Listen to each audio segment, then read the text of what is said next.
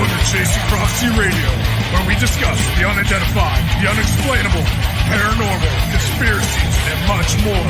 Starring your hosts and co-hosts, Jenny Nicasio, Sean Kelly, Trish Lowe, and Jason Sledgehammer Ryan Petro. Brought to you by UPRN Network. Now for your host, Jenny Nicasio.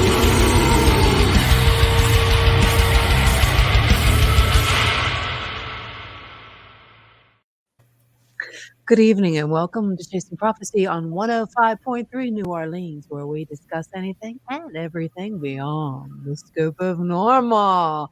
I'm Jenny Nicasio, along with my co-host, Sean Kelly, Jason Iapetro, and Trisha Mo. How's it going, guys? Happy Torture Tuesday. Happy Tuesday. Yeah. Not torture. Happy Tuesday. Yet. Happy Thanksgiving. Happy the eve before the eve. Yeah. Tomorrow's the biggest party night of the year, ain't it? I don't know. Is it? Guy that Used to be. he went into a supermarket with his gun shooting turkeys. No. Yeah. Who did that? It was secretly like the frozen Sean. turkeys? Yeah. It's a What? joke. It's a joke. I don't want you all. Come on. Oh, It's something Sean did like 25 years ago. Never had a gun. Never owned a gun in my life. Really? What the Yeah, heck is that man. about, Sean? I don't Kind of know. I don't American trust are you? myself. Yeah, do not really. I don't trust myself with a gun, especially in my mental being. Why am Oh I- boy. Wait, why am I so big here? Okay, wait. There you go. There.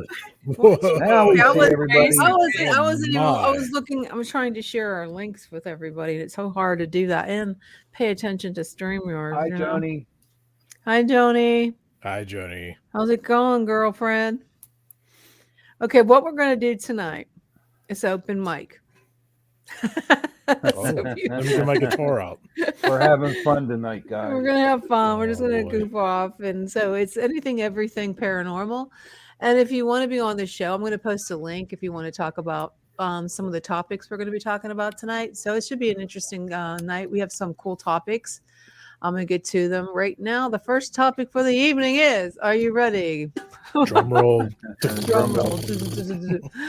Okay, we're going to talk about the black eye ritual. Now, I don't know if any of you guys know what it is. I know Facebook and Google and YouTube kind of censors it on. So we're just going to talk about that first. So Thank you, Augie. I got a big boy thermos tonight. oh god. So I'm going to put the link to the show in here. So if you all want to be on the show, if you have a comment or question, or if you know what the black eye ritual is, is it like please. Fight Club? Hey, Brian, how are you, buddy? Fight Club. First rule, we don't talk about it. Oh, Right? first roll, yeah. We don't talk about black eyes. Okay, Guys. black eye ritual. It's a conspiracy. Why do you And- think it's a conspiracy? I Because- don't. What is it? Okay, what it Does is everybody got it's a black eyes? conspiracy theory that suggests that the Pope, royals like Prince Charles, Prince Harry, what's the other guy's name? Dumb William Monko. Dumb. Royals are part of the secret Illuminati. You know what we talked about a couple times. Illuminati.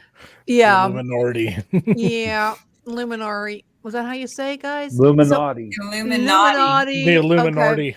Well, a lot of these celebrities are engaging in what they call the black eye ritual. Now, does anybody know what that means in the Well, group here? I tried to look at Scoogle and I couldn't find it. I couldn't find crap. It's like a rite initiation, like a rite that they have to do. And Wait, does that have to according do with the Masons? yeah, No, or well, is that something else? Illuminati, I don't know. If anybody out there can tell us that, please. I don't think so, though. okay, a conspiracy theory. And I was saying the celebrities who I have think been it's snapped. two different entities, two different groups. No, they belong to the secret organization. It's like it's like an initiation that they have It's- to, according to they put the bruises down. It's like a ritual, initiation ritual, and when they are into this that they are sporting a black eye. And according to them, Elizabeth Hurley is one. Boy George, Robert Downey Jr. are among of the A-listers have been photographed with bruising in the area in recent years. So if you see it like a celebrity with a bruise on their face, some have even said that George Bush, the former United States, I saw that picture. Yeah, along with the Pope and Prince Philip and Prince Andrew, all have been initiated into this secret society. Now, I don't know if it is true or not. So if you are in the chat and you want to, tell us what you think about it, even the Pope apparently, I'll show you. What do they do? Some guy come up and punch him in the eye? No, it's right. It's like a it's an initiation next. thing. It's an initiation. I know, but what do they do? I mean, shit. It's all back. It's all going back. It's all going back to devil worshiping, I think, and it's a bizarre facial bruise. I'm going to show you some pictures. I'm going to pull up please. I'm going to pull up some pictures right now. Let's pull them up. Let me. But it's only the left eye, correct? Yeah. Right. It's only the left eye, which is kind of weird, and it's. So, what if the celebrities just got like injuries, since that's it's kind of odd. It's all right. Maybe they're always getting photographed all the time, so it could be, people get beat up all the time. True, but it also could be that they got some makeup done, or why would they do that? I mean, why would they put that stuff on their face just to be? I have never seen that man. I have never seen that man with a black eye like that. No way. It looks like it's photoshopped. That's he's passed away, so that was probably a few years ago. They're saying it's a satanic ritual called soul scalping too, that they do this facial bruising. That's funny. I'm sorry. Here's Robert Downey Jr. Oh my God! Sporting it. Hold on, I gotta make my screen bigger. I gotta see. So Sean, he's been known to get into fights and all kinds of things when he's been intoxicated. So I mean, he kind of has that reputation, anyways.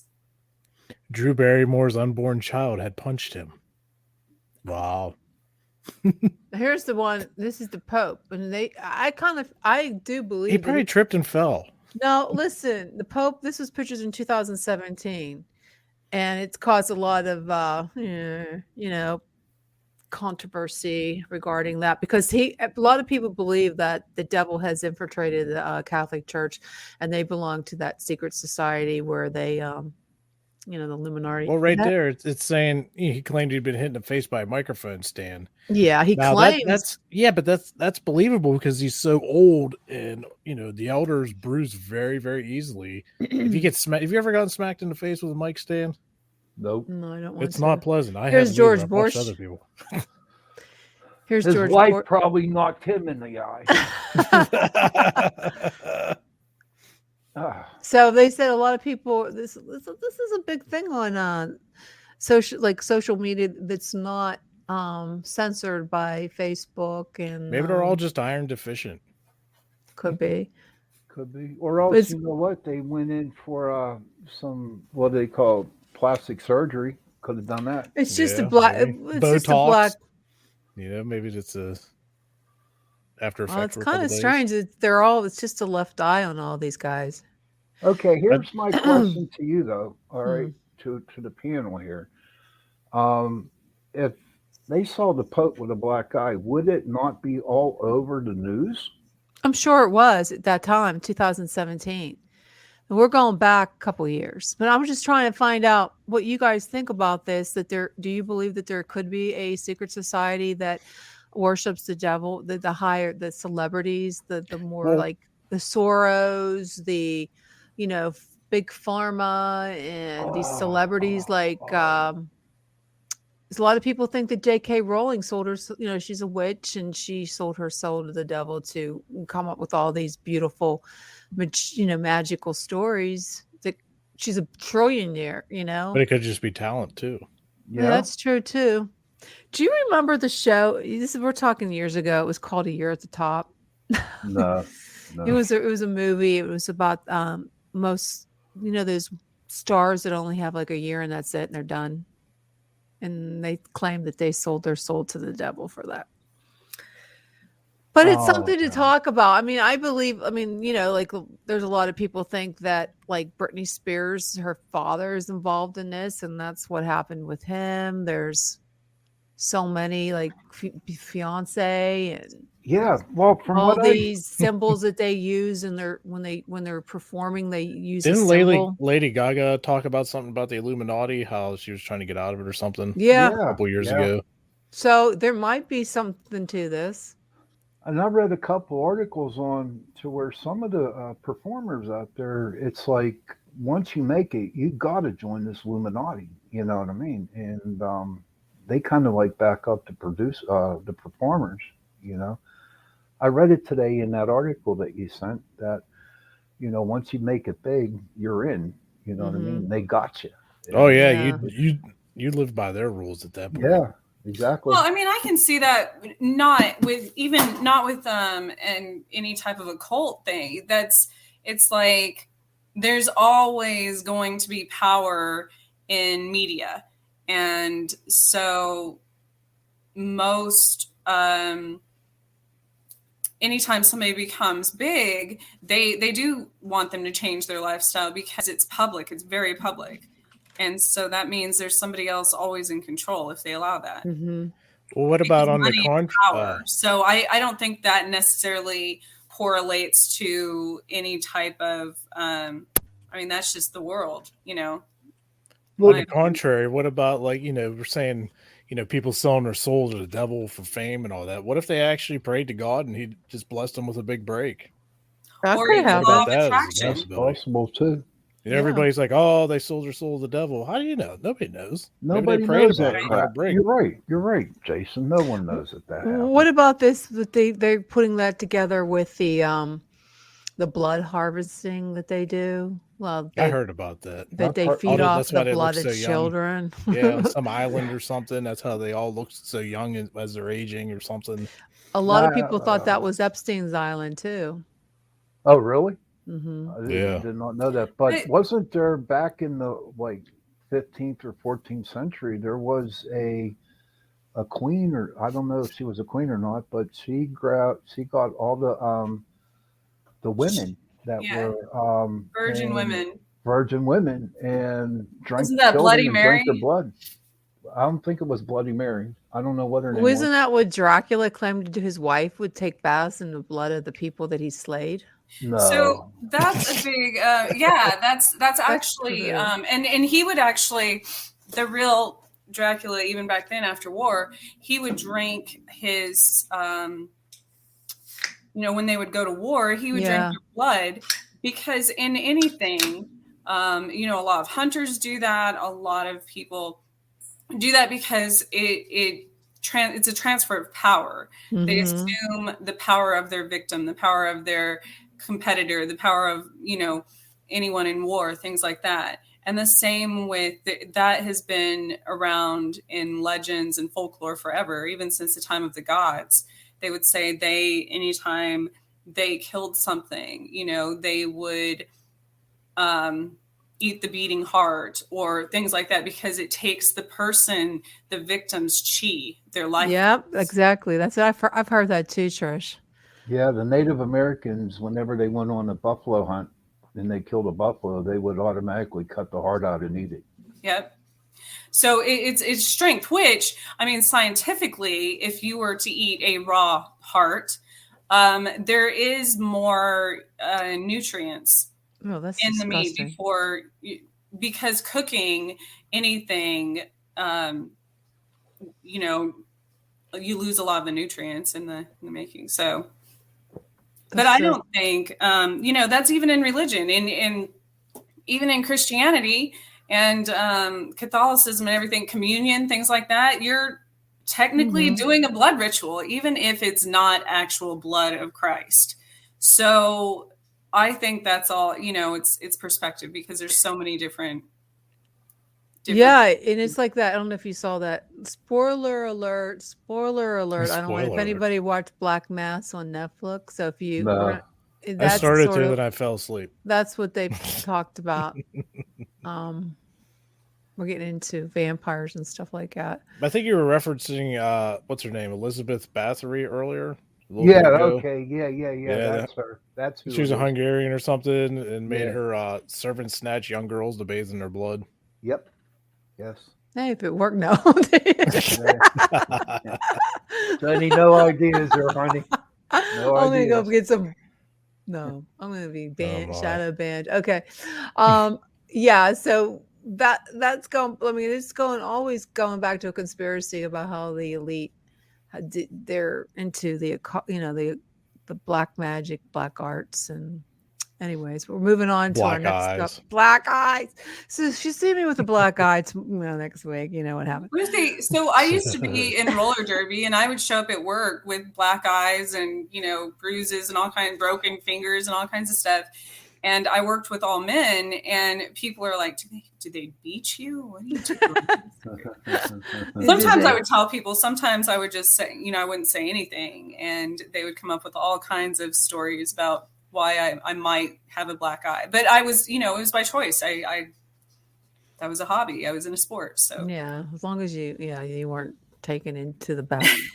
No. They're gonna do some rituals with Trish. So what sports did you play, Trish? Oh, that was when I was in roller derby, but I used to box as well. So I mean, I've had a lot of black eyes. We got Tough guy. ourselves a bouncer. That's so cool. So moving on to our next topic, which is the Pine Bush UFOs. I don't know if you guys knew about that, but there was a lot of UFO sightings at the Hudson Valley, like Hudson Bay Valley of New York, I believe. And this goes back to 1950s. And it's a really big hotspot for aliens, and it's pretty cool. So have you heard of it, anybody? I was checking it out earlier a little bit, and with the fact that it's in New York, is it possible because there's so much life there, so much city life, and there's just a lot of population, do you think they're attracted to something like that, and that's why it's a hot spot? Well, I'm not sure if the Pine Bush area is in the city. I think it's like in the suburbs, isn't it? Somewhere around there. I didn't get to fully look at it, but just New York in general is so populated all over. Could be. Especially upstate possibly. New York. Think about it, right? Missing 411. The first two cases on that show, them guys are from New York, upstate. Mm-hmm. And they claim at the time that they went missing that there was a ton of UFO action going on up there while they were missing. Yeah, it's a hotbed for reported UFO sighting going back decades. And according to the National UFO Center, I mean, MUFON, it goes way back. I mean, and they have a like a festival, sort of like Kecksburg has, and it looks pretty fun. I mean, I like to go check it out one of these days. But there's so many people that have seen it. I mean, we're going back to, like I said, the 1950s. It's been recorded. There's a couple of different YouTube videos, but not too many, because it's like one of the UFO sightings that you don't hear too much of, but they have the same triangle shape to it with the lights. It's pretty cool. I know there was one, what did they say?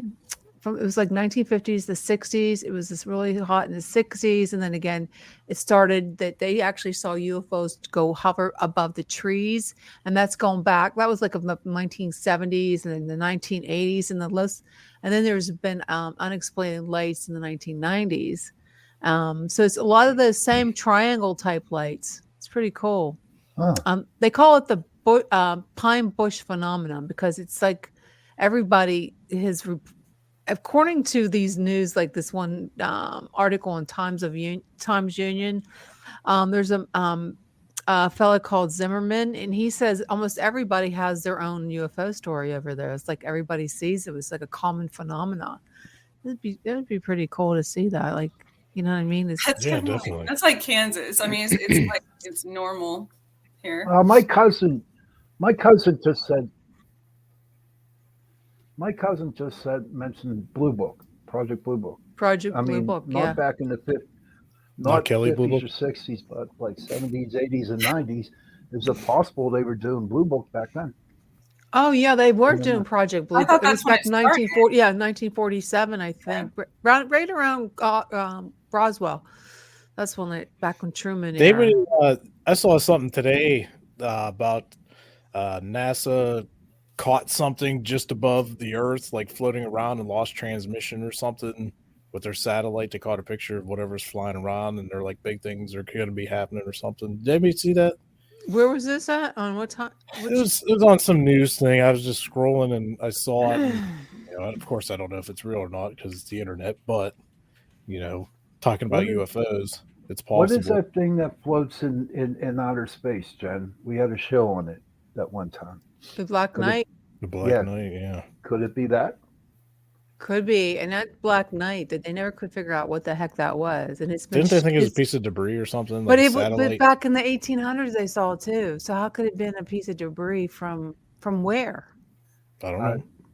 I mean, like with space junk. You got the asteroid belt and stuff flying around everywhere. Well, not in the 1800s. They didn't have anything like that. It would be the asteroid belt was there in the 1800s. Well, they didn't have been here equipment. forever. Well, I mean, they didn't have like space junk. They had telescopes. No, not in outer space. They didn't. They didn't do any silly. I mean, it just. And God, I love this show. I just love this show. I'm trying to find. I'm on Bub Top Secret. I'm trying to find out. God, let me see. I'm going to go on Godlike and see if I see anything. What was that? NASA put that out? Yeah, Jason? yeah. They said NASA because they lost like transmission or something right as they saw whatever it was. Let's see if I see anything. I don't know if it's real or not. Like I said, it's the internet, so it must be real. And you said you saw it on today, was it?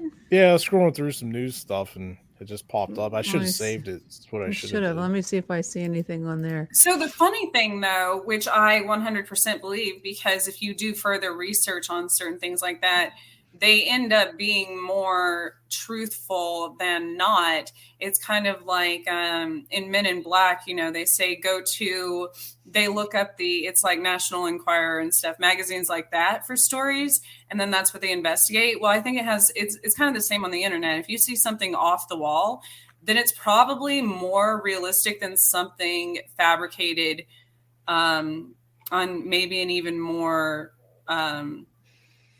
something that people would believe more, another channel.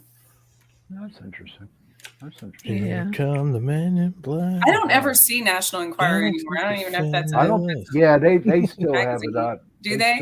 Yeah, I don't read. I just remember when I was little, that used to be a big thing, and that was the one that had the off the wall stories. But now that I have experienced more cryptids in my life and paranormal things, I look back on some of those and I think, wow, that was more realistic and probably a true story than most people care to believe.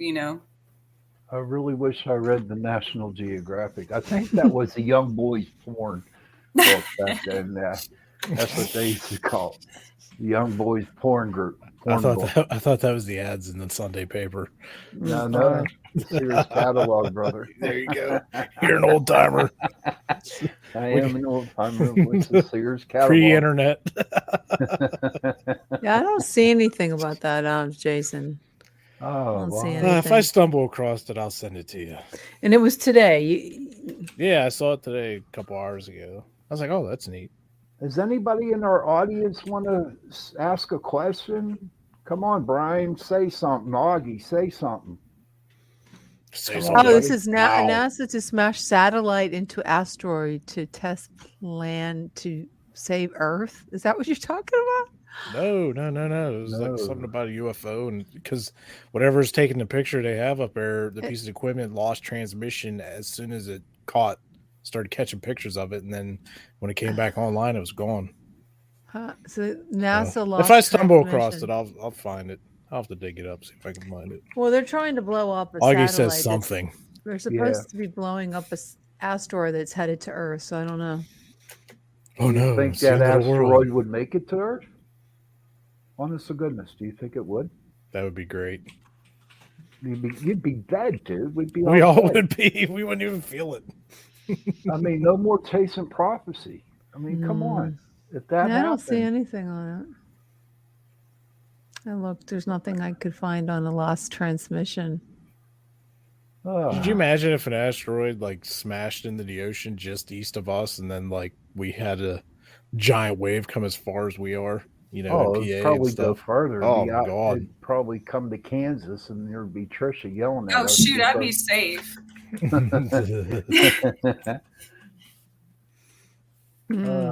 Nothing. There's nothing. Well, if somebody sees it, What's the ISS? Brian, what's the ISS? International Space Station has been cut. Maybe? I don't know. Thieves is what he's saying. Well, That'd be my guess, International Space Station. I don't know. That could be it. I do know.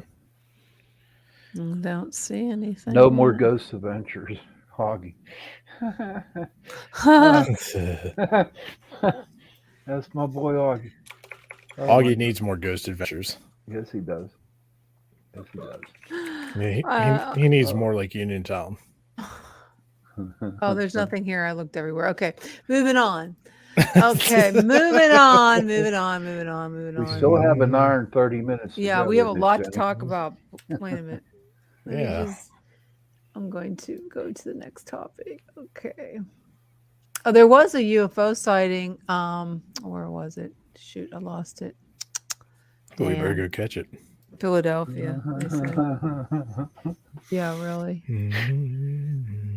Come on, you little murkers.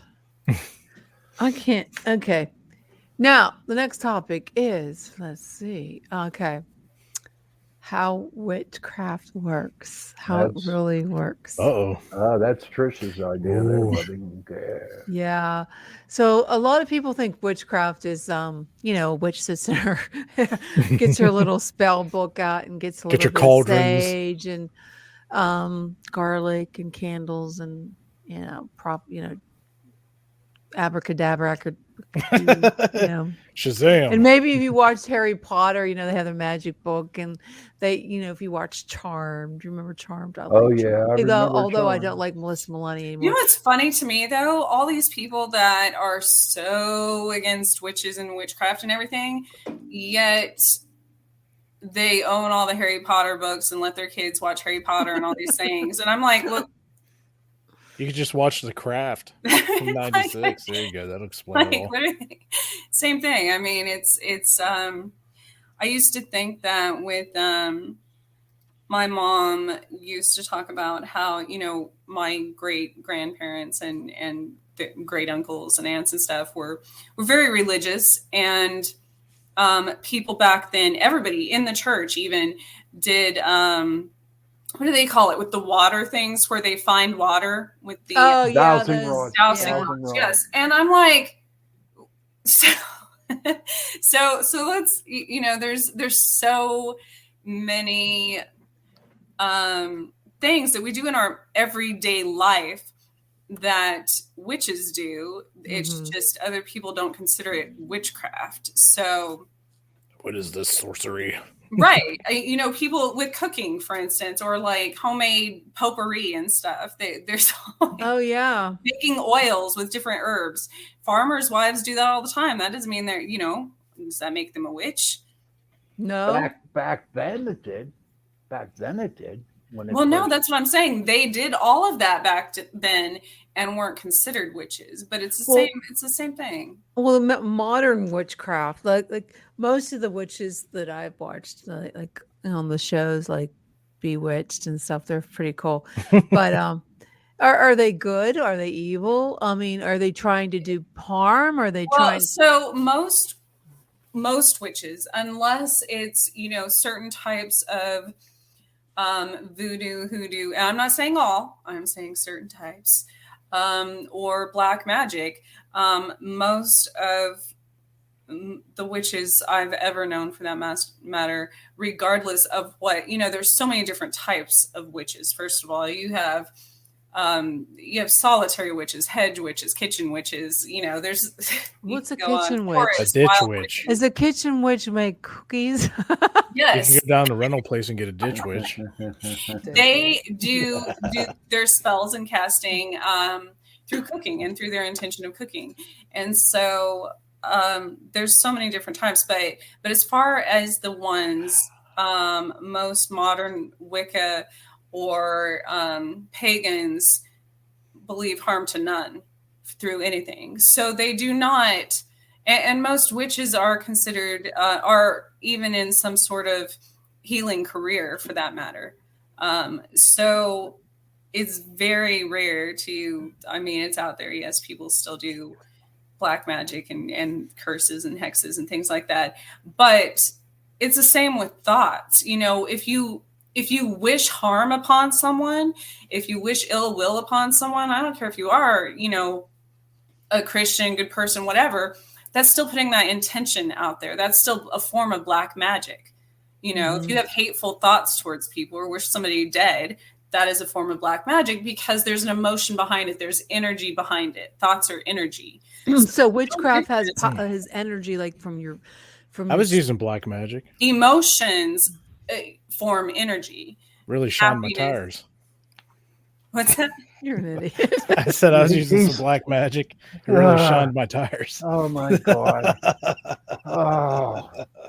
So a bag of peanuts. Witchcraft is the belief that there's power, emotion behind like a thought. So, well, right. But also witches use elements to enhance the power and the intention behind their spells. So whether they're using herbs and food or fire or water or air, things like that, it enhances the power behind their intention or that thought. Jason, go ahead and put your 2 cents in. Oh, I know you want to.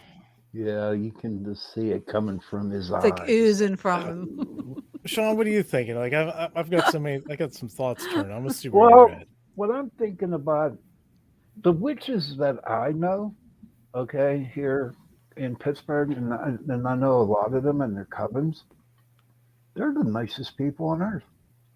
They don't mean no harm to nobody. No. No, not at all. In fact, they're the first ones, if you were in trouble or hurting, they'd be the first ones to help you, you know.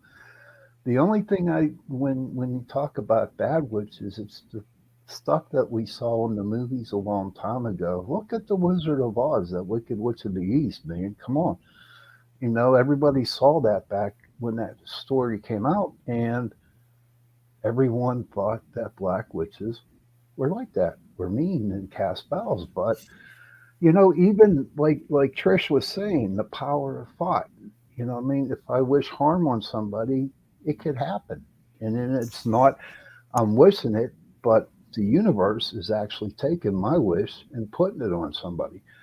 And the universe cannot differentiate good from bad as far as your, you know, it's like the law of attraction. So, or say, for instance, hypochondriacs, things like that. If they're constantly thinking they have an illness or thinking they're going to get this, then it usually happens. And that's why, because the universe is bringing what they put focus into, what they are energetically bringing into their life. So, hey, John. John Bentry's joining us tonight. We were talking about witchcraft. And I just saw your message. I was watching a cool show on Netflix called Hellbound. It's a Korean show about demons that come for people. It's actually a pretty good show. Yeah. So we were talking about witchcraft right now. We talked about the black eye ritual in the beginning, and then we switched to the bush. What was it? Pine Bush UFOs. I don't know if you ever heard of that. Yeah. Yeah. So that's what we're talking about now. So what are your thoughts on any of these topics? Well, you know, it's a funny thing. I think you know my story. I was really 100% taken in by the UFO field until I looked at the religious side of it and went to some religious conferences. But I don't know. I think that anytime you start asking for information that you're not supposed to have, I think you're opening up a doorway. I really do. Even though, you know, the white witchcraft, they're not evil. You know, I've had a lot of women, girlfriends that I think were probably practicing black magic on me. That's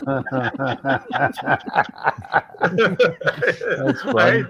And I'll tell you a the story. funny thing is, curses. A lot of people don't believe in curses or hexes or any of that, but I can tell you 100%.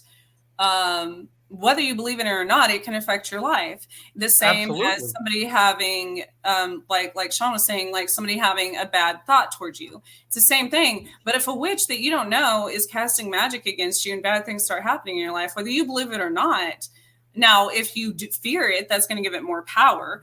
But whether you believe it or not, it's still going to affect you. Yeah, well, it works. It's not like and ghosts and everything else. Just because people don't believe in them, don't see them, does not mean that they don't exist. Well, they're wrong to not believe in them because they're absolutely real, and Yep. all of that stuff works. If you want to, tap into the dark side and stuff, it all works. And I'll tell you a quick story. I was, I can't remember the year right now, but I was on a dating site and I met this woman, and she said, "Let's meet." We talked a little bit. And she goes, "Oh, I remember you from television, Hangar One." And she goes, "Let's meet. You really like me. I'm into the stuff you're into." So, I meet her at a Mexican restaurant, and Did you she say says, trust me? "Trust me, I'm here to help you." No.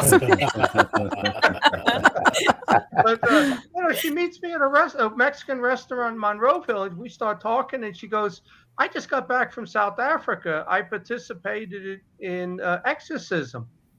And she said she was there for a month. And I said, "Well, did you have a priest with you? How'd you do this?" She goes, "No." And I said, "Well, what'd you do?" She goes, "I had a voodoo priestess there." And I'm saying to myself, "Really?" Oh, jeez. And I said, and I just read, I don't remember if it was Malachi Martin or Gabriel Amorth's book, and they said Brazilian Macumbe and African voodoo is the hardest exorcisms they've ever done. So Yep. this woman, she was sitting there talking, and she goes, "I like you." Wink. "I'll come over your house." Wink. Oh boy. Listen, and you don't think the devil sends people to you. My eyes have been opened, unbelievable. So she goes, "But first, before I come over," and she was really attractive for a 58-year-old. I'm Devil in a red 64 now. dress. And some of them are really nice looking. But she says to me, Hey, I'm 58. All right, there you go. I asked you if you wanted to go to lunch. You never got back to me. But she says to me, let's get this.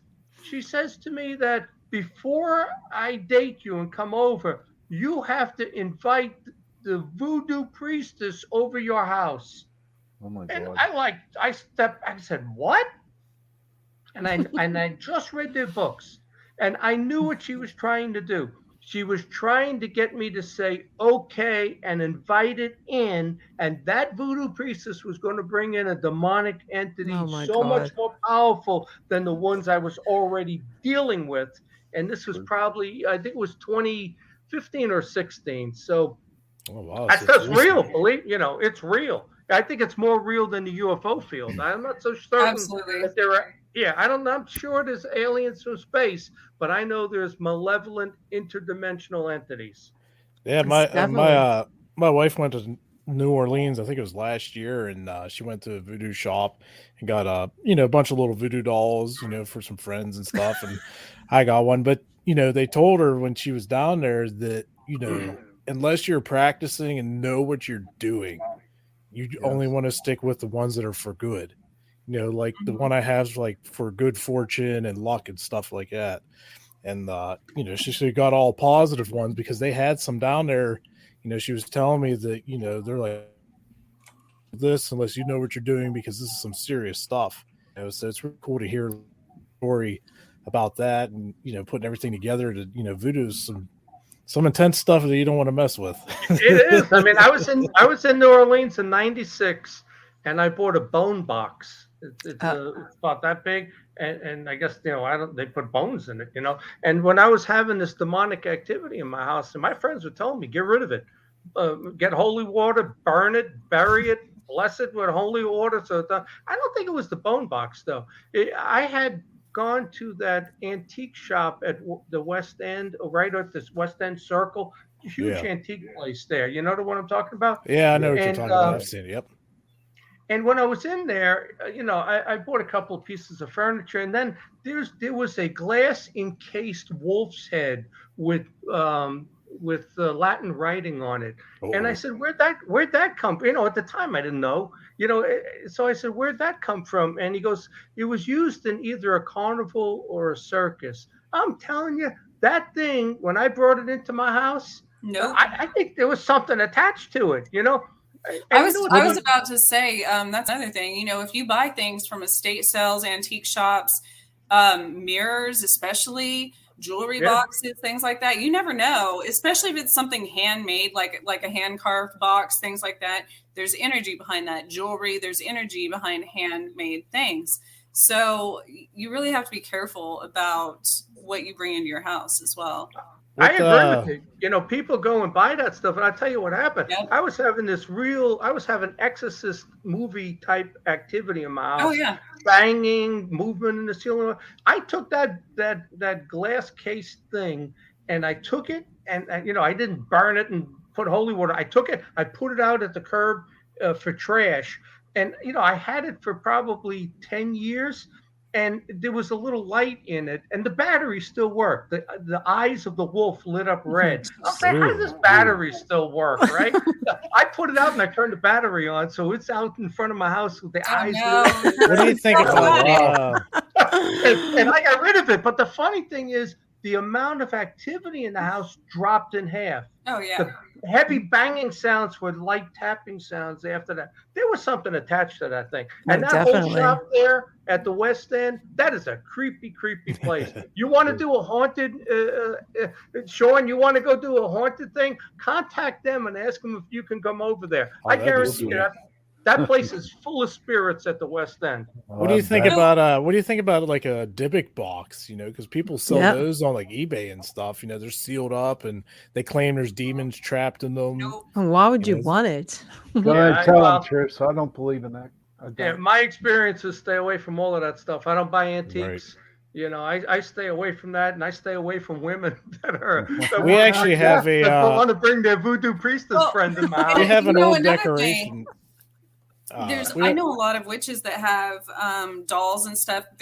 There are a lot of different forms of witchcraft and voodoo, and that work with different entities for different reasons. So yes, there are a lot of witches that work with demons for a specific purpose, not to harm other people necessarily. Sometimes I assume, but for other things in their life. Sometimes for healing. Sometimes for. But it's one of those things that, and I know people that even have dolls that they 100% allowed and know are, have spirits in them attached to them, and that aren't always good, but if they're neutral, as far as black and white magic, they work with them for different spells and stuff. Dolls creep me out. That's an imitation of life. I do not like dolls. I won't have dolls. God, I hate dolls. Let me Jason loves them. Let me tell you something. I got them everywhere. When I was 16, I had this lucid dream, and that's not the part I want to tell you, but I had this dream that I opened up the back door in the yard and I went down a cave and there was a demon there, and I was running in slow motion, but that's not the part I want to tell you about. The same night that happened, my sister had this it had to be a 4-foot doll. And she didn't tell me this until years later, 30 years later, when I'm telling her about my stuff. She said, John, that doll, and she wouldn't tell me what happened. Did it turn its head? Did it talk? Did it move? But I remember the following day, she says, my sister, she says, take this doll, put it out at the garbage. And it was her favorite doll. It was an expensive doll, I took it and I threw it away. That doll moved, talked, walked, did something. She will not discuss it. You talk about post-traumatic stress. She will not tell me what it was. Oh, no, but no it was doll. The same night I had this lucid dream of a demon chasing me. Oh, wow. That's a nightmare. So here's something kind of cool. So while we're talking about objects, we actually have a lot of old antique books, antiques, and we actually have a looks like a horn, like a decorative horn. It's very, very old, and we believe there's a spirit attached to it. Sean, you might remember it. Yes. Like our meters and stuff are going off the hook around this thing. Yes. Well, it's actually in the our son's room, and now he's 18 months old. And she was just texting me about that, and as she was, he started crying, which is really weird because he's been asleep fine, no problems, and just talking about that. So I wonder if it's ramping up a little bit. Yeah, I'd take the horn out of that room, dude. Yeah, take it out of there. Yeah. Any object can be possessed. Any spirit is energy. I mean, it can be something electronic. It can be something, a doll, a teddy bear, whatever. I mean, it doesn't matter. My daughter, I swear, I thought she was possessed one time, but we had gone to this historic site here in Topeka, and there was a doll from the 1800s there that had its eyes closed. And she was probably 3 years old. So while we were standing there, and it was in this creepy old little cradle, and when we were standing there, the doll's eyes popped open. And I'm pretty sure I had it on camera. And my daughter get that doll out of here. Yeah, my daughter got scared, and she was staying there. And the tour guide said as long as she had worked there, that doll's eyes had never been opened ever. In like years. Trisha, have you ever gone to any of those witches balls? Witches, I tell you, I see them sometimes on Facebook events, like and they'll fake ones or like a real one. Well, I think there's a couple of them that are actual real witches get together and balls. They're always sold out. It's like 500 people go to them. I know Ligonier had a witches thing like 2 weeks ago, but those are just most witchy women that dress up. Real witch festivals aren't advertised. So yeah, I don't think if you're a real witch, why would you want to advertise it? You know where it was? It was on Meetup. There was the only way you can get away with that is around Halloween. Yeah, well, there was a witches group on Meetup that I had joined years ago, and sometimes I get their messages, and it said they were having their yearly gala. I'm telling you, this place was sold out. I couldn't even buy a ticket. I couldn't buy a ticket. Probably 10 times more people than attend UFO conferences. Yeah, so the problem, though, with modern, new age witchcraft and these baby witches and everything is they do go buy things, like in these voodoo shops that are meant for harm, or they'll go, everywhere now, even in the mall, you see Spencer's selling Ouija boards and all this stuff and talking about tarot cards and everything. And they don't know anything about it. So yes, I 100% believe these people who have no idea what they're doing are opening portals and doing black magic unintentionally, just because they don't know what they're doing, and it is dangerous. So do you try to tell people that they're inadvertently, I think they call it divination in the Bible, that you're not supposed to do that stuff, and you open a portal. I've talked to so many people once I made that change from UFOs and I started looking at demonology. So many people have come to me, and then as you question them, you find, I had tarot cards, I had a Ouija board, I had this, I had that, and all of a sudden they had activity start. Yeah. And they don't actually believe it until that stuff starts affecting their lives and happening to them, and people start getting sick in their household and pets and things like that. And then that's when they come back to people like me who tried to tell them not to do that. And they say, how can you help me? So going back to modern witchcraft that most people I know do, it is more for themselves, for healing purposes, if I'm going to do some sort of spell like kitchen magic or something, it's it's more living with intention. I'll have certain herbal tea that resonates with a certain part of the body that, if I have arthritis that flares up or something, that I want to heal that. So I will picture whatever herb that is coming from the earth and how it helps our body and healing me, and that's how most modern day witches that I know, that's all we do. We don't, go out cursing people and. Well, speaking of portals, let me just throw this out there. Oh boy. When you pray, are you opening up a portal up to heaven? Well, I think it's good energy. I think that there's a connection there. There's a spiritual connection, just like the opposite with the black magic. Yeah. And when somebody says they want to put a curse on you, they want to harm you. I think our brains are so powerful. And you think about this. I don't believe in evolution. I believe in creation. And I think Adam and Eve, probably had a 300 IQ. They had a direct telepathy to God. And we still have some of these latent traits in us that they had. This was a normal way of living for the first couple of generations, after Adam and Eve.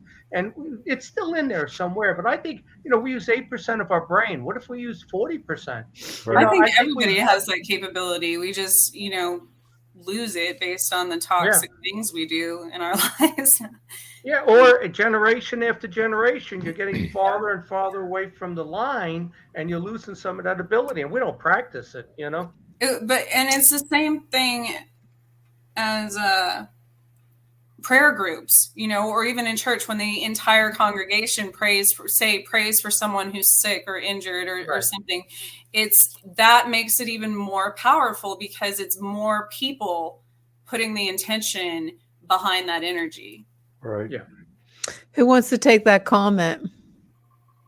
My mom did a Ouija board when I was little. Then I got home. I agree. I agree. Highly possible. Definitely. It's like opening your Now, front door to cyber demon. Did you play with the Ouija board too? You have to be 8 to play with that. No, I think I that's 18 to buy them now, maybe. I don't know. Oh, really? You have to be 18 to buy a Ouija board? In some stores, yeah. Well, at one time they were selling them off the shelves. You just go to a toy store and they were selling like them Hill, for nothing. Ames, A couple of Kmart. years ago, when I was a Rotary Club president in New Stanton Youngwood, just a couple of years ago, we'd go and buy Christmas toys for kids. So we get a list from the elementary school, Stanwood, and I went into Target to buy all these gifts, and I'm in the toy area. Oh, Demons what's the got him irony in again. that? The demons boy. got him again. Ah, is that irony, ain't it? Oh my goodness! Oh wow! About to talk about a Ouija board. And Yeah, you got to watch John. He holy has the smokes. demons that hang around him. Yeah, they must not want him to talk about it. I think that's But right. Cyber Demon, let me ask you that question again. Did you also play with that Ouija board? He's cyber demon. Sean wants to know if you played with the demon. Jeez. Did you play you with play demons? with the demon too? No. Were they sitting there playing army figures with you, or I what? fell asleep. I don't know. Well, we're gonna move on from demons. Since John, Holy crap, man! yeah, he Yeah, I said- was little, thought it was fun. Really? Okay, there you go, Cyber. You know, Are you I had sure a you're friend of his mine. mom took him in A the And friend face. of mine a used it. very long Okay. time ago, in like early teens, he was telling me a story about how him and some buddies were playing with an Ouija board. They didn't know what they were doing, and they had like candles lit and all this stuff. And they said it got really intense, and like stuff started flying around the room. And I was like, "That's impossible." But No, it can't happen. you know, back then we didn't know any better. I wasn't part of that. He just told me Now, the story about it. And I was like, "Holy smokes!" a lot of times depending on the people who are doing it, who are participating in a Ouija board, it can also be their own energy. It can be like poltergeist activity, because think about it, especially with kids, if they're all sitting around a Ouija board and expecting something scary to happen, that's a lot of anxiety. That's a lot of energy behind that. And that can actually stir up Open up a energy in the portal. environment that manifests things happening that might not even be supernatural related. What happened, Okay, John? let me You ask got Hey, John, kidnapped welcome by back. Aliens or You demons? know Let me ask you a question, Chris. I'll tell you something interesting. When I get into these discussions, I've had 4 other radio shows I was on. And, when I start talking about this, the paranormal side, not UFOs, the paranormal side, it goes down. I've had Kevin Smith called me twice, said somebody was trying to take the broadcast down, and twice it did go down. One time there was a helicopter hovering over my house for about 5 minutes. They're coming for you. It's not when I talk about UFOs, when I talk about the demonic. And this light behind me over here, you keep an eye on it and you see if it doesn't start brightening and dimming. I don't know if I throw off energy, but it happens. They're after you, John. I have a question for Trish. Now I have a friend that is a witch, okay, but she also uses a Ouija board. Me and her used to duke it out for like hours on end. She said that is it possible to use the Ouija board for good too? Yes. Yeah, I think it is. I think especially for beginning mediums and such, because sometimes it's really hard to interpret messages from spirits just, I guess telepathically or in our mind or however they send messages. So a Ouija board would help with that, it would assist in that, and it wouldn't necessarily be bad or evil. The problem with that is you can't always control what you're calling in. Right. Just, you can't just, you can say open to only spirits of the highest good or, white light, things like that. But when you open that, it's kind of an open door to channel almost anything that wants to come in, unless it's somebody who knows what they're doing. So absolutely. How many demons do you think are out there? Like, you think there's one for every person, one for every million people? Like, so you use a Ouija board, you contact a dead person or an angel, but then, what's the chances a demon is lurking around? How many do you think there really are out there? There's probably just as many.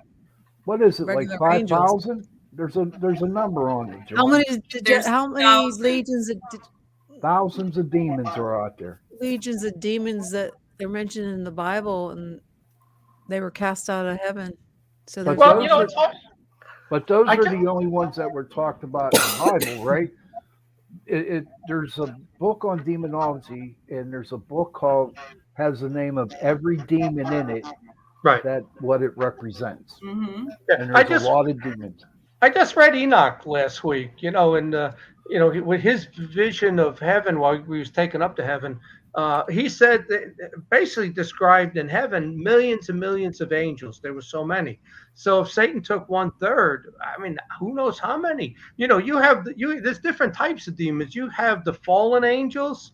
You have the watchers that mated with women. That was 200. But yet their offspring, when they died, the Nephilim became demons. And you can also, somebody who's, like got no soul, like Hitler, etc., they can become demons afterwards. Yeah. So who knows how many there are.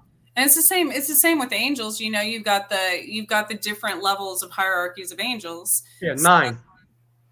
Yeah, there's 9 levels. And here's the thing too, Tricia.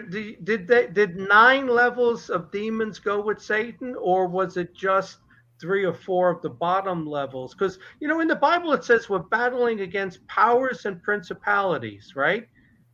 But it doesn't mention cherubim, seraphim, thrones, etc. Those were the higher levels. I don't think they went with Satan. I think that just the bottom, maybe 4 levels went. Angels, fallen angels, powers, and principalities went with Satan. Thanks, Augie, for that number. How many? A lot. 133,316. Wow. So 166. Going back. Is that for real, or he just made that up? No, he looks into stuff like that. So that's one for every 50 people. Then you have a demon for every 50 people, based on 7.5 billion people. Hey, John, off the story here, what we're talking about, Boots the Cat on our listener wants to know, are you still running for governor? Yeah, I'm still running for governor, and I probably shouldn't be doing these shows. But I figure there's so much they can come after me. There's so much they can come after me for. I don't care. And I'm not changing one thing for the politicians and the newspapers. I'm doing my thing, and if you don't like it, you can kiss my ass. I think that's more authentic. Well, it is. I am. What you see is what you get. And people who know me know what you see is what you get. I don't lie. That's the truth. My belief in the universe is what is meant for you will always be. So as long as you stand in your truth, then you're protected. And I think there's a reason I'm running. I feel that. I say like I'm such an underdog. Those well-known politicians, there's 6 or 7 running. They got millions of dollars. I'm funding my own campaign. But I just got this feeling I'm supposed to be doing this. Yeah. Look at the dude from New Jersey. Yeah, I'm the Ed driver. Ed Durr. I'm the Ed Durr of Pennsylvania. Yeah. There you go, John. There you go. But, okay, we're gonna move on from demons to oh geez. Elementals. Deja vu. Oh, deja vu. Deja vu. Deja vu. Yeah. So I just had something here I wanted to talk about, but I can't find it. Deja vu? Yeah, deja vu. How does it work? I got a theory about that. What is You want to hear it? Yes. Absolutely. Go ahead, please. Well, everybody thinks that deja vu means you lived past lives because you have these memories, but I actually only a couple of months ago I was thinking about this, because I tell you what, I went to Europe with my kids when my son graduated Penn State, and we were in Florence, and when we turned the corner to the main square in Florence, I knew I had been there. It looked so familiar to me. I had seen it. I felt like I had been there numerous times, right? Mm-hmm. So, but at the time I said, well, I must have been, I am Italian 3/4, so maybe I had been there. But here's my thought now. I think when you're in heaven as a soul, you're watching everything that's going on down here. I think that deja vu is a memory of you watching for hundreds of years before your soul is called to enter a body. I think that's what it is. I don't think it meant you lived before. I think you lived one time, but I think you had viewed everything from heaven. Mm-hmm. Oh, wow. I think that too. Or it could be like like what did Augie say? Like what Augie's saying, it's sort of like the metrics that you're going into a different realm, that you're not that one particular moment you're there, but then you actually are back where you are. You know what I'm saying? It's like sort of like the Matrix. Or could you actually call it time traveling? It could be. Could be. See, that's my thought. I don't really believe in even in psychics and stuff. I believe either somebody's telling us that information, spirits, aliens, whoever, government projects, or we've already been there. So I think it's either time travel or an outside source. Let me tell you something else why I think it's a view from heaven. Is my daughter had her son, right? And 2 years later, the second son was born. So that means the first one was about a little over 2 years old when he was born. And he said to his mother that we were in heaven watching, and I was standing there with my brother. And of course, then I said, were you standing there with any others? And he said, no, it was just us two. And he was crying because he didn't know if he was going to get born because it was my turn to go first. How does a 2-year-old say that? How does he say that? So, that's crazy.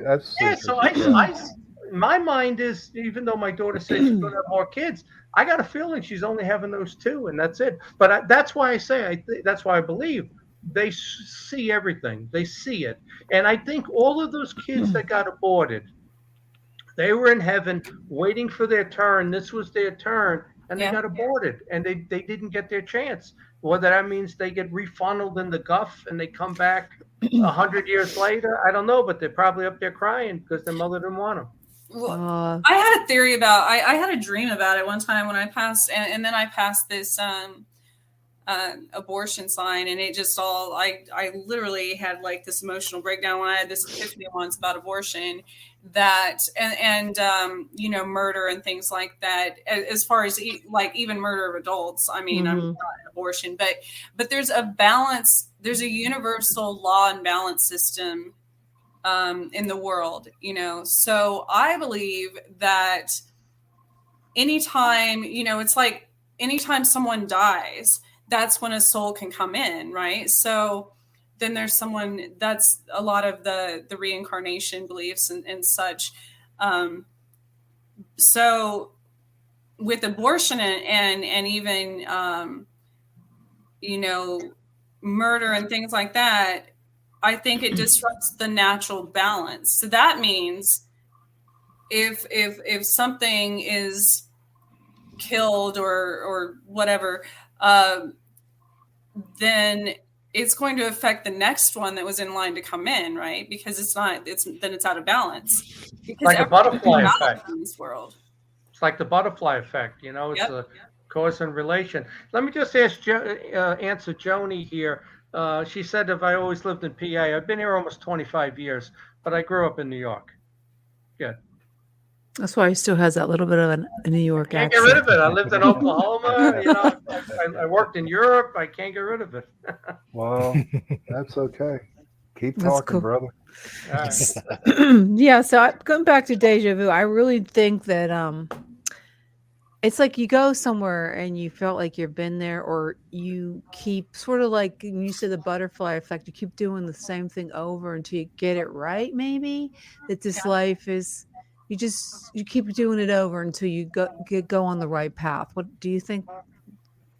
Doesn't that sound like it could be something like that too? Because in hypnotherapy, I learned that as well, that our subconscious and our higher conscious, when we learn that deja vu in hypnotherapy is basically your mind remembering almost an exact similar situation you've been in before. Yeah. And I even realized that with myself and in my life, thanks to Facebook memories. I was wanting, I moved to a completely different town, and all of a sudden one day I was wanting to take my kids to a specific restaurant out of the blue. I had never been there in this town before. I had only been to the franchise in another town, and it popped up later that day on my memories. Same day, same time. I had been there like 3 years earlier. I know that happens to me with Facebook too. Like I even wore the same shirt once. Yeah.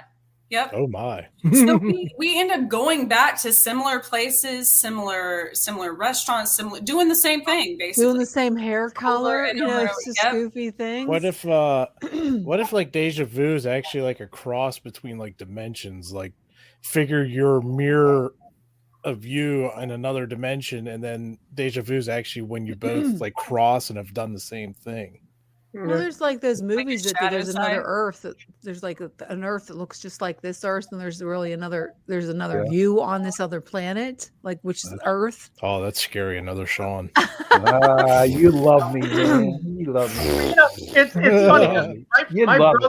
My brother has a lot of memories from another life, that he had lived, and you hear about that. People who are so fascinated with World War II or Civil War. With me, I had nothing that would relate to the modern era, let's say, from guns.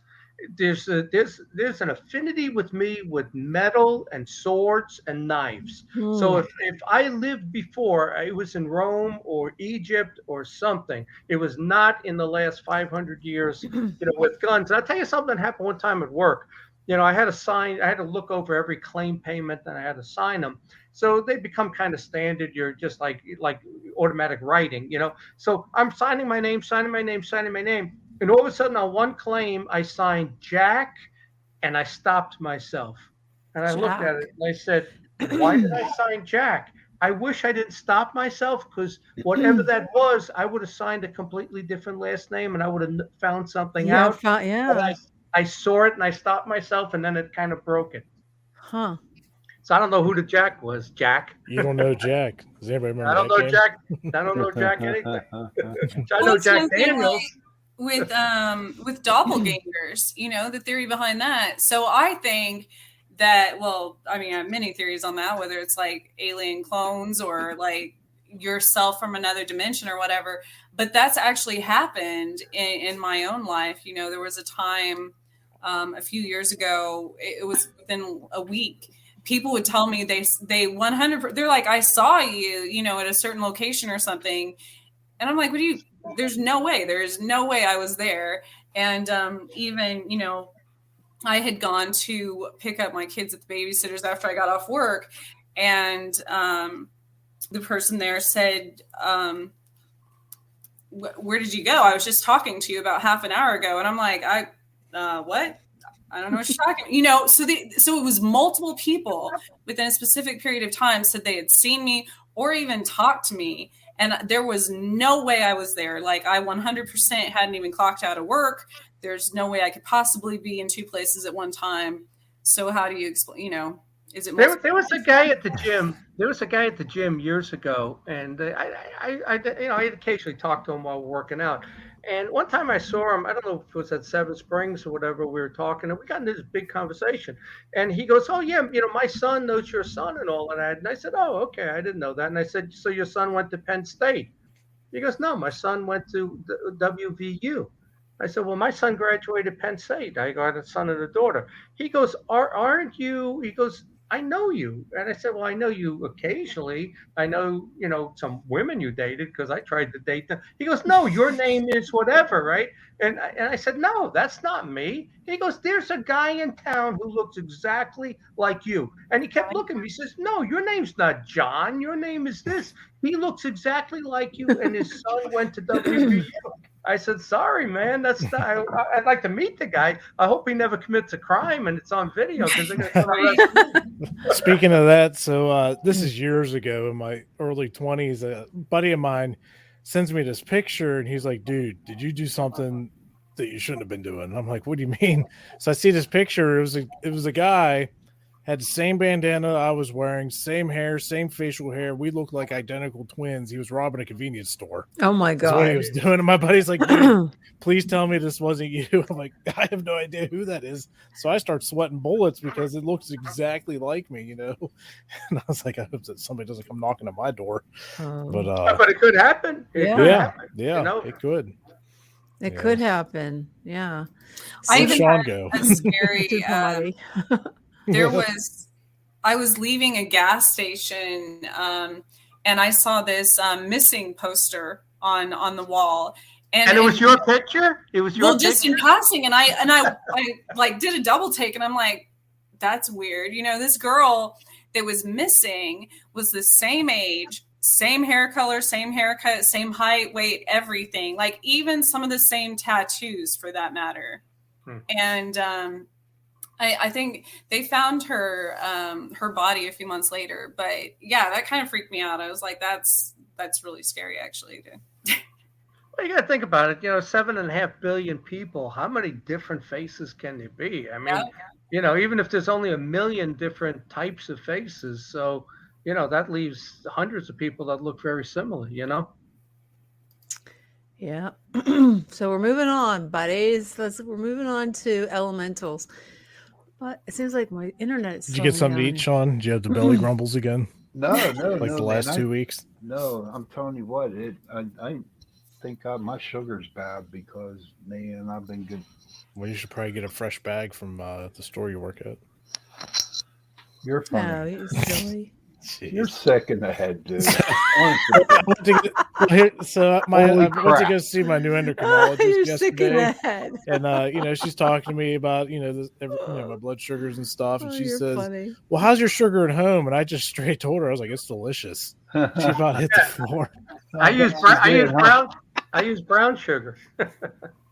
Brown sugar. You're something wrong with your mind there, dude. Go to Oklahoma and do some welding. By the way, that was a nice weld job you did. Oh, thank you. I just finished that. You need a welder, anybody? Call Jason because he can weld. He's good. Mobile welding, S&B welding. Follow us on Facebook, Instagram, whatever. Well, the one comment here by Joni that's still in the box there. She says children are more open-minded than adults. I think it's not really open-minded. I think they just left, like my opinion, that they're in heaven watching, and they got this connection to the spirit world, and that's still there for the first couple of years. I think they can see spirits. I mean, I was in the car with my daughter and the kids, and he's the firstborn. He's looking up and he's doing the Hulk kind of thing and looking up, giggling like he's looking at something there, from the car seat. And I'm looking up and say, "I don't see anything. What are you looking at?" I think he saw something, and maybe that Spirit was doing that like the Hulk, and he was doing that same type of thing. But they got a connection there. That's why all four of my grandkids, I asked them questions. I ask them, what do you remember? What do you remember about being born? Do you remember heaven? And it's the firstborn that gives me all these answers. The others haven't so far. Well, my son was on the show. Let's see, was it a while ago that a psychic said, what did he say? That she could see his baby in heaven, and they were watching over it before he's born. So maybe there is something like that. There's a lot of psychics that can communicate with spirit babies. Yeah. Well, I think I told you, like maybe the last time I was on, when my daughter had that first baby, right? She texted me that she had gone to the hospital. I didn't know that. I'm sleeping, right? And I wake up, and it was like almost 7 o'clock. It was about 10 to 7. And I wake up, and as I'm coming out, I have a lot of dreams. I'm coming out. I see this silhouette of a woman there, and she says to me, I'm still asleep, I'm coming out of it, and she says, your daughter's in a field of butterflies. So I wake up, and this was right after meeting the woman with the voodoo priestess a few months later, right? So I said to myself, what is that?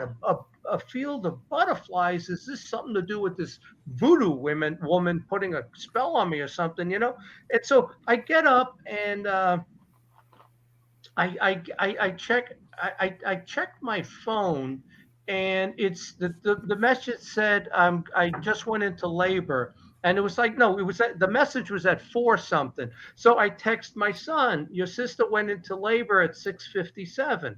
I don't know why it said 6:57, because the message was at like 4:03 a.m. right? So a few minutes later, I'm thinking to myself, what does angels mean? So I go look it up on the computer after I get up and I have my coffee, and it says the butterfly is the soul of a child before it comes into the mother for birth. So I then tell my daughter, I text her, and I said what it means, and she goes, Dad, get out of here. I'm sitting here in the hospital, the TV's on, and there's yellow butterflies on the screen. And a kid gets born at 6:57, which I originally texted my son.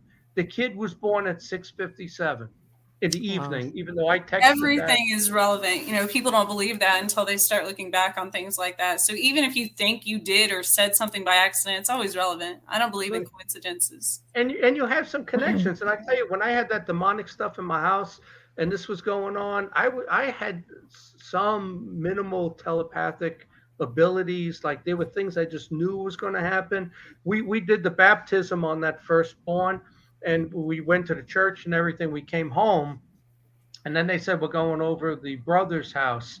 I had this overwhelming feeling we were going to get in a car accident, and the baby was going to get hurt. And I didn't say anything. I said to my daughter, can you put a pillow on the side of him, like between him and the glass and stuff? And she looked at me. We get in the car. There's like 4 of us. We're the third car. The light turns green. 1 car, 2 car goes. We're in the third car. We go. I turn to the left. Here's this car barreling right through the light. It just T-bones us right on the side with the baby. And I knew it was going to happen. I wish I would have told everybody, let's not go. There's something, but I did want to go in the car with my daughter and the baby. And the baby was fine. It's funny. The 3 adults in the car, we all had whiplash. The baby was fine. He screamed, and he was fine after that. Well, I agree with you on that, because I'll plan on going somewhere, and then all of a sudden something comes up, and I'm like about 10 minutes late, 15 minutes late doing something. And then when I get to the place, I find out that there was a major car accident. You know what I mean? That happened, and I was going in that direction, and I'm thinking that 15 minutes, that if I would have left right on time, I would have probably been in that accident. And I'm superstitious that way, because let's say I'm ready to go to the gym, And then it's like, oh, I got to check something. And I get on my laptop, and then I say to myself, I'm ready to go. And I said, well, you know what? I'm leaving now 15 minutes later. Should I be leaving 15 minutes later? Is that good or bad? Because I'm very superstitious about that stuff. You know, yeah. did you put yourself in so many times in my own life that, you know, all of a sudden my keys or something turn up missing right when I'm going to leave the house. And I know I always put them in the same place, and I'll find them somewhere crazy, like, you know, but it'll take me 10, 15 minutes to find them. And then I'll hear about an accident that would have been in my path, or something will spill, or, you know, something will happen with one of my pets, or like they'll get out and I'll be chasing them around. But it's always actually saved me from something that I probably would have been involved in. So I never get mad about, you know. It's crazy how all that works. I've had that, you know, several instances myself. You know, I come up on something, whether, you know, it was a wreck, or, you know, just the other day I was heading to work and there was a landslide just minutes before I drove down this road, you know, to work. And it's, you know, I got up late. I left 10 minutes later than normal. You know, I could have been smashed in that. Who knows? You know, I believe it all happens for a reason. Did you ever have when you're a kid and one of your shoes is missing, your sneaker or something? You could only find one, and you need both, obviously. That happened to me all the time as a kid. I knew I put my 2 sneakers right there. Then when it's time to get dressed for school, whatever, I'm looking, I only got one. And a lot of times I don't find it until like a week later. Yeah. Oh, There's a reason. Got it. So, well, that goes into elementals. I was going to say that too. Sometimes there are tricksters in your house, but yeah, let's talk about the elementals. Those little earth creatures, nature's angels. Oh, they're cool. I do believe in leprechauns. I will tell you that. Okay, so why do you believe in a leprechaun? Did you ever see one? Did I ever see one? No. Are you Irish? Are you Irish? My Irish upbringing. They make some great lucky charms, tell you that. I'll tell you what, you know, when I go prospecting gold, I get some gold. And I know that leprechaun's hanging around me. You know what I mean? So, well, not all leprechauns are nice, Sean. I heard they're a little nasty. Did you watch the movie Leprechaun? Is that why you said that? Well, yeah, I watched that too. Okay. There we go. Thank you, Hollywood. Yeah. Leprechaun, Gremlins, blah, blah, blah. No, seriously, there's a lot of them. Go ahead, Sean. Yeah, and I said the story again, but for new viewers, when I was living in an apartment building, I had my son over because me and his mother were divorced. And what happened was we were sitting outside in the garden, and all of a sudden we saw these little white lights going off in the garden, you know? Ladybugs? No, not at all. It wasn't that time of the year for the lightning bugs. And so he said, Daddy, look. And so the next morning we go back out there, and there's a perfect mushroom ring around where we saw the lights. And I was like, damn, that was a fairy ring. And what did you see? A mushroom? Mushroom ring. I never seen one of those. Can you explain that to Trish?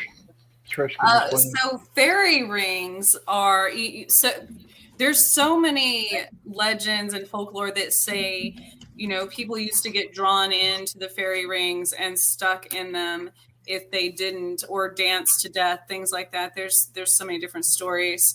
But there's been so many reports also like Sean's about fairies, and usually in forests and things, but obviously sometimes in people's backyards. And it seems that every time there's fairies spotted, they leave a ring of mushrooms. Now, in my experience, I believe in larger fairies as well. You know, if you see a giant ring of trees, things like that, a lot of times that can be a fairy ring, or different kind of arches and gateways in the forest can also be a fairy ring. Now, if you disrespect the animals or the land, the fairies and the a lot of other elementals obviously have been said to trap or lead people astray or even harm them. So that's a fairy ring. Yeah, exactly. Exactly, a fairy ring. Why is there a commercial on I here? mean, this sucker was perfect. What do you think about going into the forest? Like, do you hike, or what about going into a forest at night? Do you have any fear of that?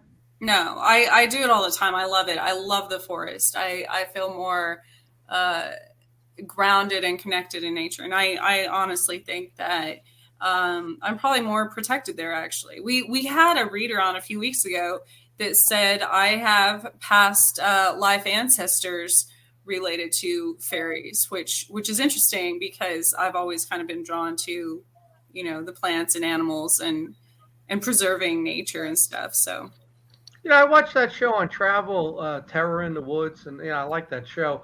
But I don't know, forests, and that creeps me out, man. If there isn't a direct path in and out, and I'll tell you why. In a lot of the reading I do to write my books and the research, I've always come across where, whether it was Native Americans or it was the Vikings, whoever it was, they would banish the spirit to the woods. So they didn't know what to do with it. They didn't perform an exorcism. It was like somebody had a spirit in them, whatever. They would somehow manage to banish it to the woods. So I think, all of these evil spirits are in the woods with the missing 411 and, even Blair Witch with Ellie Kendrick, I don't want to go in the woods. There's a lot of spirits in the woods next to my house too, so don't worry. Yeah, there are. There's good ones and bad ones over there. Yep. But I think it is important that you have to be able to discern from your own thoughts. A lot of, I've learned that through meditation and things, because you can quiet your mind more.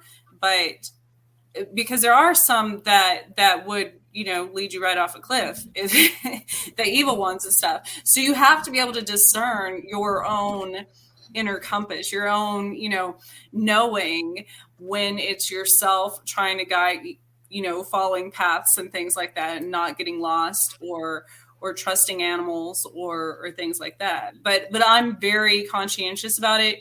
Many witches also bring offerings to the forest elementals, fruit, or whatever. We pick up trash when we see it. We do good things so we don't get on the bad side of the fae, because I'm very superstitious about that. What do you think, Jenny? What do you believe? I believe that carnation instant breakfast is the best drink. And especially for this holiday season, you might want to pick up some evaporated carnation milk to make your pumpkin pie. And it'll be a delightful treat for your family. So thank you for sponsoring this second half of Chasing Prophecy Radio, Carnation. Can we get reincarnation milk? Probably. I had some don't know. carnation the other day. When we're What do you talking about elementals and fairies and things like that, it kind of gives me a feeling of the Earth's divas, floating around and stuff like that, and you have the fairies. But the part that I don't like are the elementals that are not very friendly, and there are some. Like what? Like the leprechauns and the gnomes, and there are gnomes, because I believe there is, and the little trolls that live under the bridge, the little the tricksters and the spirits that aren't really happy and friendly. What's that? I just had a loud bang on the roof. I heard it. I heard that bang. Did you hear that? Yeah. Boom. Well, it's a thunderbird coming in. Hey, see the light? You see the light flickering? Coming to get you. Yep. I don't know if you saw it. It just started flickering. Well, I thought you got rid of all your spirits. I don't think you can ever get it's flickering again. I don't think you could ever get it's flickering. My daughter. Oh, we should show them the video of the light getting turned off upstairs in my house. Yeah. My sister and her daughter and their husband came out to visit, and they stayed upstairs where we had a lot of haunted activity in my daughter's room. And they told me the next morning they were up until like 12:31, and the daughter falls asleep in my daughter's bedroom. And she says, and my sister says, it was probably 1 a.m, 2 a.m. There was such a loud bang up in the attic that if they weren't awake, she was awake, but the others woke up from it. The daughter woke up from her dream, and she said the next morning, she tells me, Uncle John, I was dreaming I was in the room and the closet turned into a doorway, and there was something there pulling me in. And I was getting pulled into the doorway. This is the room where my daughter got attacked by shadow people back in 2010. And I hear that sometimes when I lay down. There's such a loud, and sometimes the bang is above me in the attic and at the opposite end of the house, like a split second later, boom. How can it be? Even if it was a bird or something, it wouldn't hit that quickly. Yeah. They're still around. Once they mark you, they're always there. So you think they don't leave, the demons? Nah. I live next to a cemetery. I think they're here. Oh, there you go. There you go, John. And they come and go. There you go. I'll have like 2-3 months where I have activity, then I have nothing for 6 months, a year. But That's there's the always same thing that goes on here. Always periods where they come back. Yeah, that with the cemetery. Do you find that they come back at a certain, like a more frequent time of the year? Thanksgiving has been the most frequent time that it's ever happened. Has been around Thanksgiving. Maybe they're pilgrims. not Halloween. Not Halloween. No.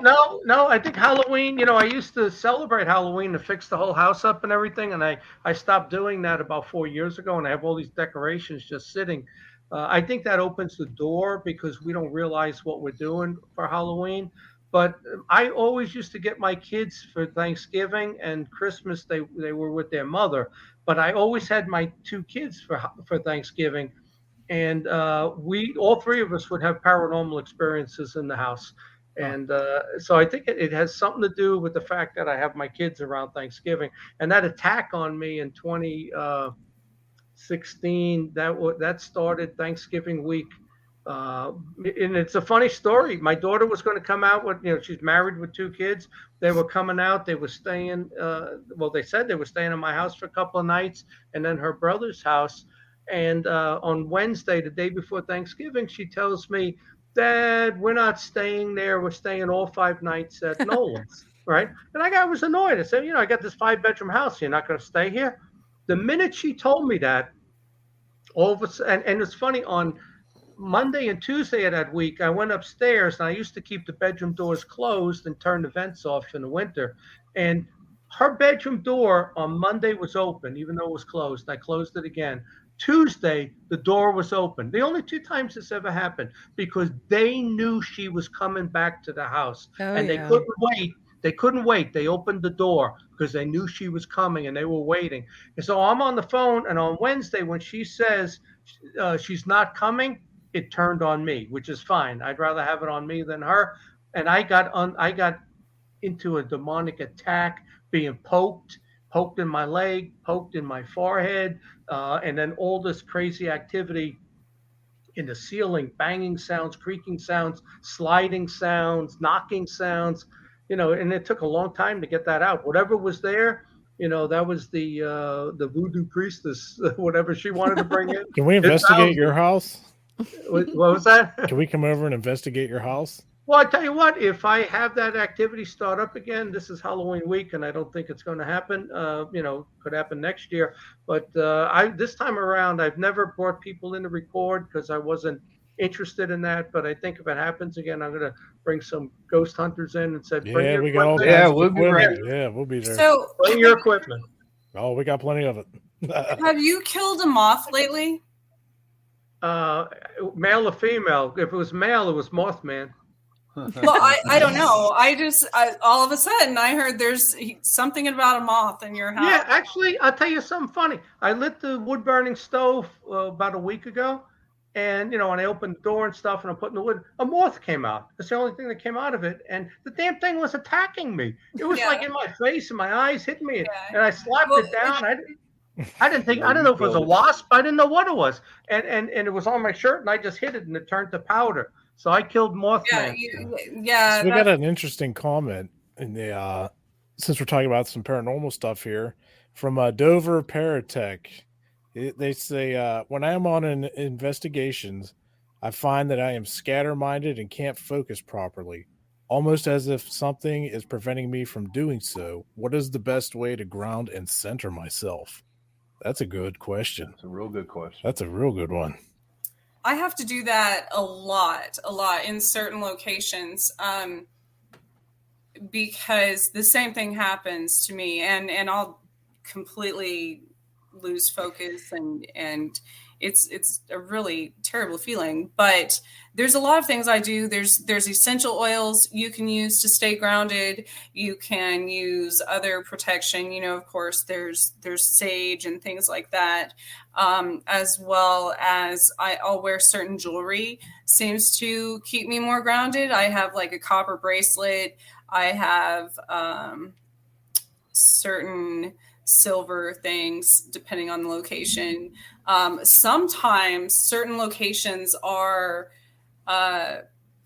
given there's an actual stronger magnetic field in certain locations, which seems to affect my intuition and clairvoyance and things like that. So depending on the location, I guess would determine how I ground myself. But it's important to go outside. If you're doing an investigation in a building, to get outside, to get some fresh air, to, I don't know, go near a tree, touch the ground, do something to get away from that energy for a minute before you go back in and can focus better. See, I think, with investigations, I feel like it could be something, could be distracting you, something that doesn't want you, to be found or whatever. Right. But also, I found, being an investigator myself, that sometimes you subconsciously get so excited for the investigation and using different equipment that you forget what you're even doing. Like, well, I got to do this or I want to do that, and then before you know it, it's over, and it's like, what did I actually get done? Right, Jason. You took the words right out of my mouth. Yeah, that's how it was for me. Because to me, the excitement is calling the person, setting the date, getting the equipment together, going out to the house.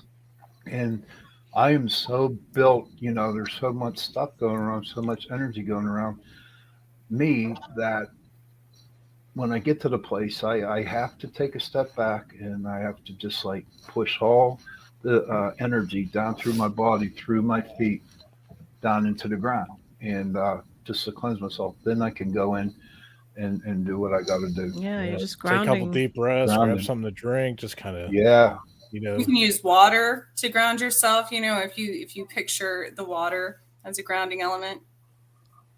Yeah. How many times we've been on an investigation, Sean? We're the ones that have been really active. We get so excited and pumped up, then we lose track of kind of what we're doing. We're like, okay, let's take 5. Yeah, let's go outside, get a breath of fresh air, calm down, and then we can go back in and focus even better on what we're doing and get better results. Absolutely. We do that all the time. We do that a lot of times. Yeah.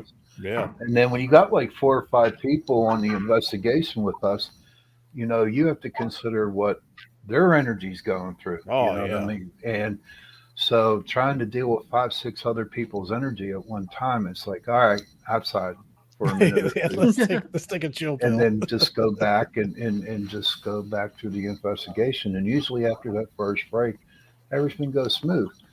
But to me, it's crazy but the energy now, and after the investigation, I am so damn tired. I am so hungry. Honest to God. Your energy. I know. I've seen your meals at Eden Park. Yeah, man. They don't have the buffets no more. And Saturday night, midnight buffets after the investigation. Please, man. Eden Park, if you're listening, bring that back. God, I'm telling you, man. I used to eat like a pig. Oh, when I was in high school, every Saturday. Honestly, I think it helps if you have a plan also. If you're investigating a building and you kind of have a plan as to, okay, I'm going to investigate the first floor, second floor, whatever, and you kind of stay on track. It's hard. I mean, obviously with spirits, they're unpredictable most of the time, so you can't, it's hard to stick to like a very detailed plan. But as far as staying on track and kind of staying focused in that, I think helps. I have ADHD, so I have to do that with everything in my life. But there's like, well, I hope we answered your question, Dover. Yeah. Well, thank you, did. Well, thanks for joining. I'm just sitting here listening. You're gonna fall asleep, bro. She's grounding herself right now. I'm grounding my sleep. Short circuiting to the ground. You didn't get no nap today? No. No. I was busy preparing for Thanksgiving. We have so much to do, and Yeah, you know. What are you making? What are you making? You gonna make a turkey? Yeah, we're having turkey and stuffing and butternut squash, casserole, mashed potatoes, green beans, mushrooms, like roasted Sean, you got some mushrooms. saliva coming out right here. I have. No, I hate that stuff. I made Nantucket pie. I've never made that before. What the heck is Nantucket pie? It's really good. It's like cranberries. But the only thing is, I didn't follow the recipe. It said, the last part of the recipe said, make sure you put a pan underneath because it drips. Oh my God. I had the biggest mess in my stove. It took me, for a long time. No, But Can I stop by afterwards? My son and his wife are vegans, so they make this fake vegetable ham. Tofu. Oh God. Vegetable. Oh no. It gives me heartburn. I need. Well, last time I went over, last year they didn't invite me because the year before I said when it was done, I said, I got heartburn now, and I think I'm going to go get some turkey. I couldn't imagine eating vegan stuff on Thanksgiving. Oh God. I mean, McDonald's has Thanksgiving stuff. We were talking about that at work today, and oh God, tofu turkey. Oh my God. Trish, I know that you're one, right? You're a vegetarian, correct? No. I thought you were. No, you need the meat.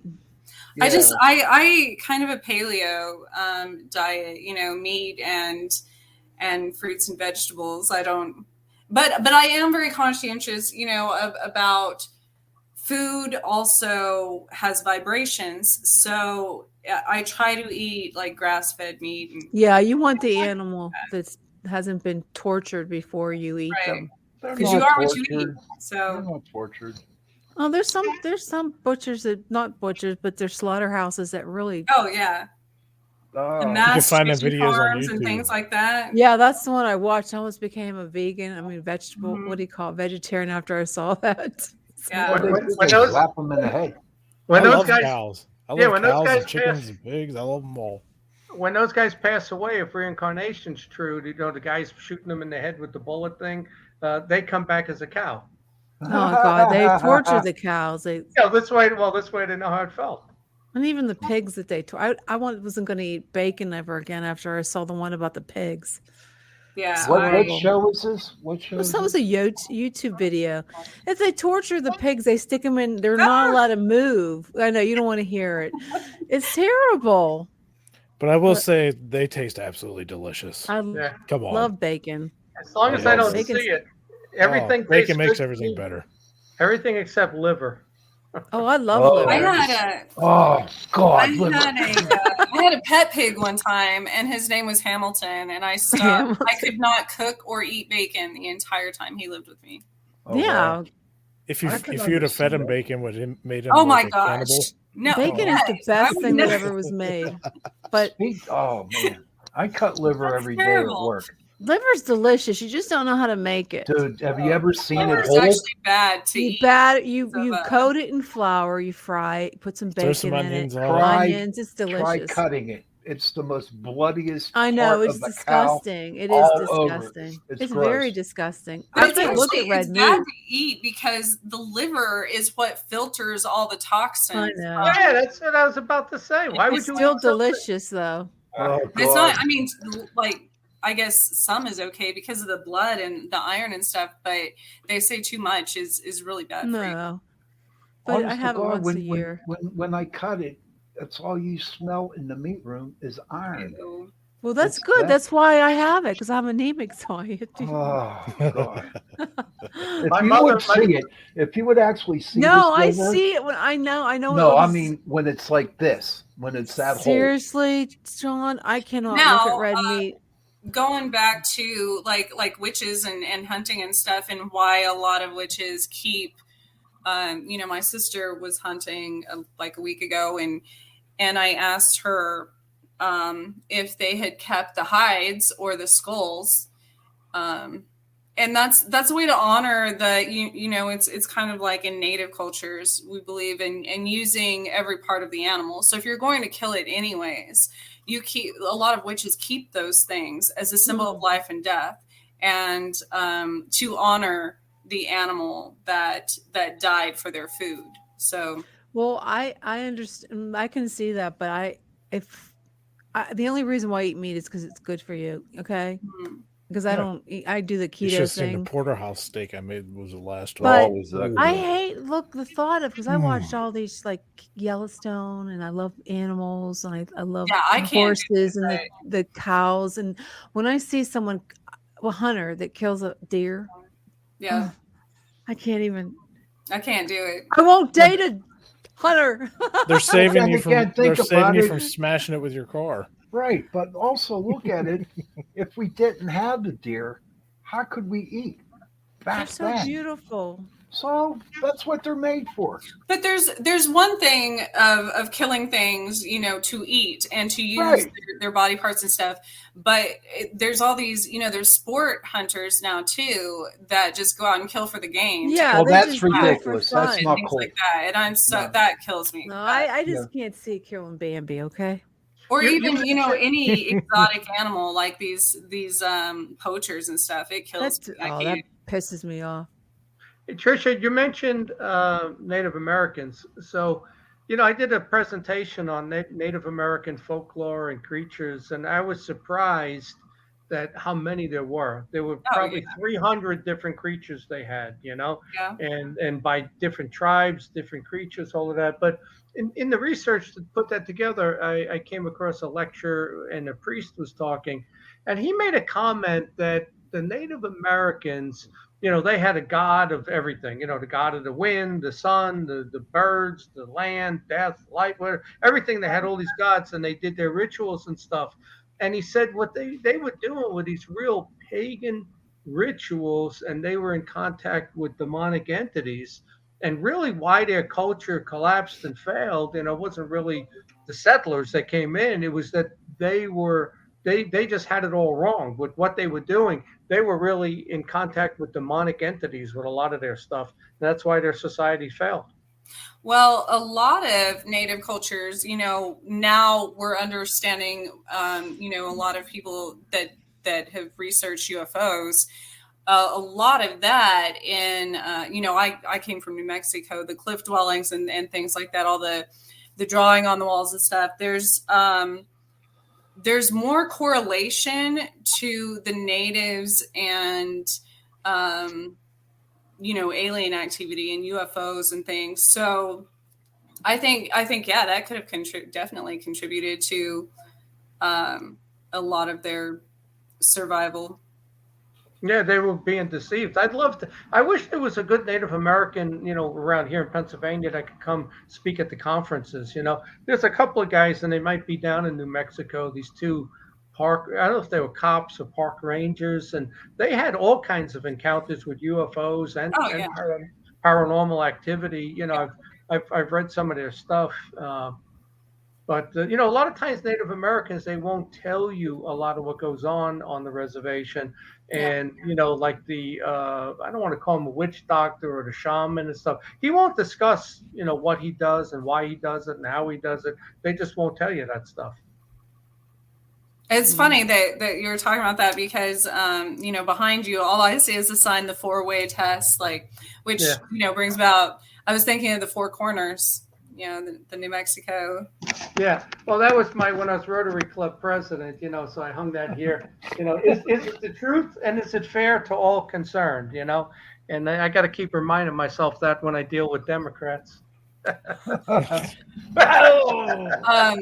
Also, my Yogi T message tonight says truth creates peace. So there you go. There you go. Not in my world, Trish. It's too hard to remember lies, so you might as well just be truthful, because people know when you said something previously and then you say something different, you're lying. You know what I found out, though, it's pretty crazy, is that if you lie to a person, they believe you, but if you tell the person the truth, they think you're lying. Well, a lot of people want you to lie to them, to tell them the thing they want to hear. But if you tell them what you believe is the truth and it's not what they want to hear, they get angry. They don't want to hear it. Right. Most definitely. What's in our? Yeah, witching hours coming. You guys have any investigations coming up? Nah, Nothing after the holiday? I'm going to investigate how much food I can eat this Thursday.